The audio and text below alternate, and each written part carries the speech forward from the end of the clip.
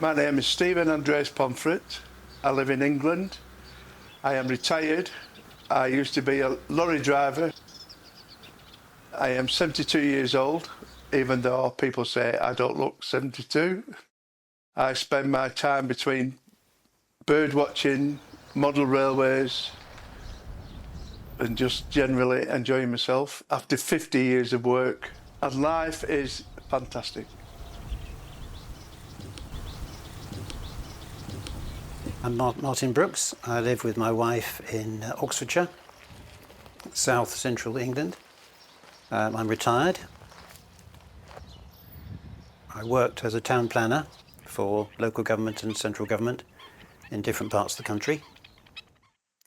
But now I'm a gentleman of leisure.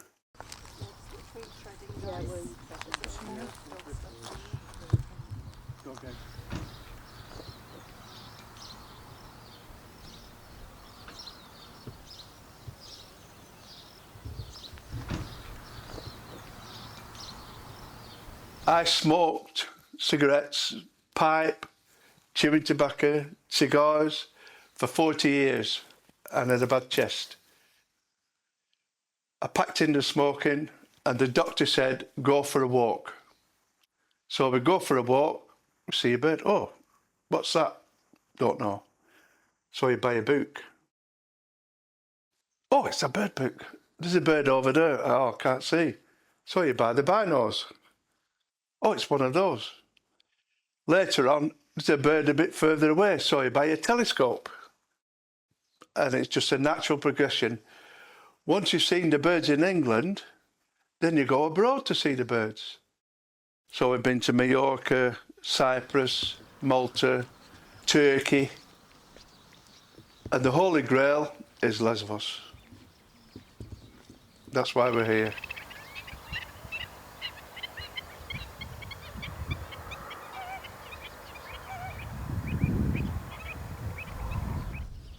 I was probably about 11 when I first showed an interest in birds, and I think, looking back, it was probably because I had a book called an I Spy book, a little book for children where they would give pictures of probably 20 different birds, and every bird you saw you put a little tick to show that you'd seen it.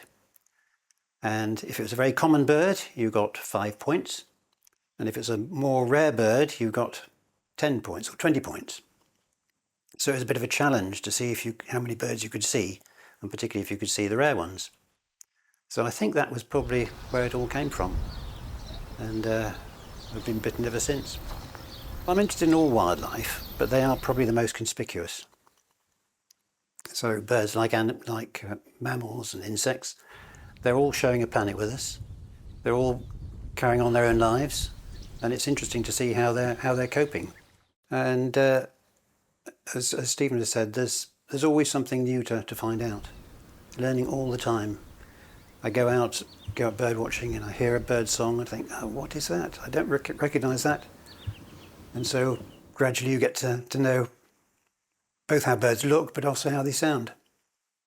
You go for a walk and you say, oh, I've seen the first swallow of the spring. That's exciting, because you haven't seen it since it left in September. So there's always something new to discover, new to see, and you never know what you're going to find.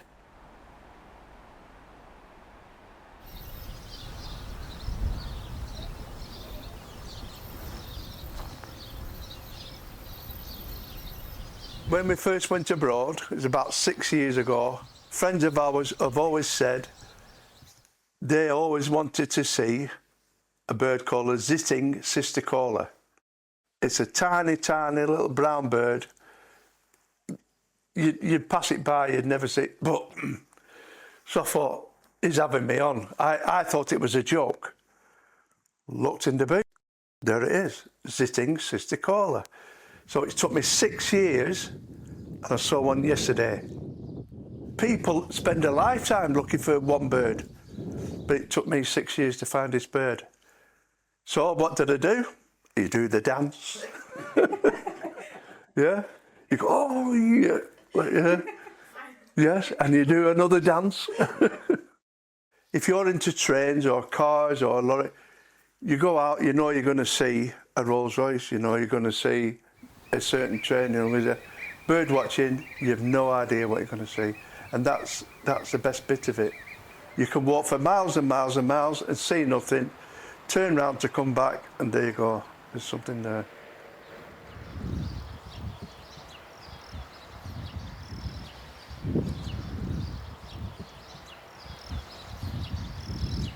Probably the most memorable experience was when I was with my wife in Australia.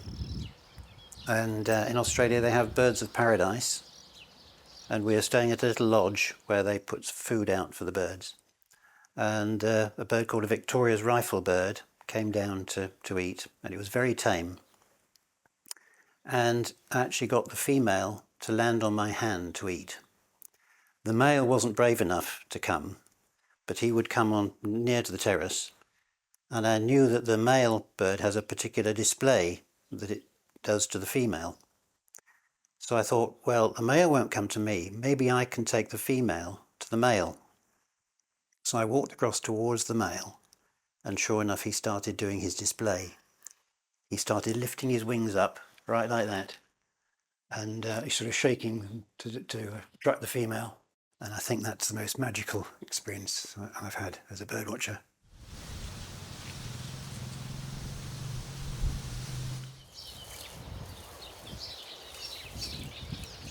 I had the good fortune to travel all over the world bird watching, and you build up a knowledge of the birds you're familiar with, obviously in Europe, and I've learnt a lot coming here because birds I've not seen before. But in Australia, I didn't know any of the birds, or virtually none of them. We arrived at our hotel at midnight, and we couldn't get into the hotel. We'd booked, but we couldn't get in. So we had to spend the night in the car, and we tried to sleep. But gradually, as it started to dawn, we could hear all this bird song around us. And although I can identify a lot of the birds back at home by their song without seeing them, here I had no idea what they were. But there was all these, obviously lots of different birds. And I couldn't wait for it to get light when I could start seeing what they were. And we got out of the car at dawn and walked around, and suddenly you think every bird you saw was new. And it was just a wonderful, wonderful experience.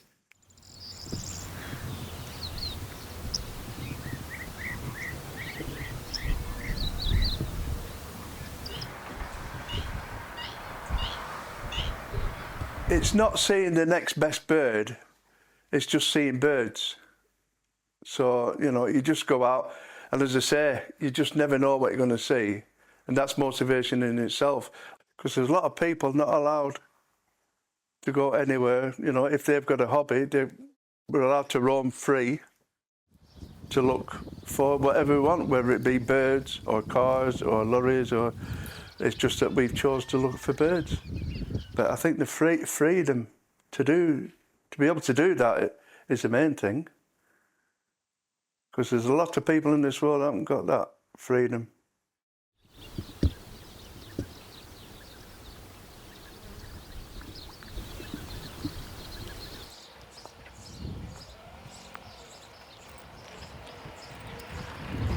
We all share the same planet, and I'm very interested in conservation, and I think it's very important that we look after all the other creatures that share this planet with us. It's not here just for us.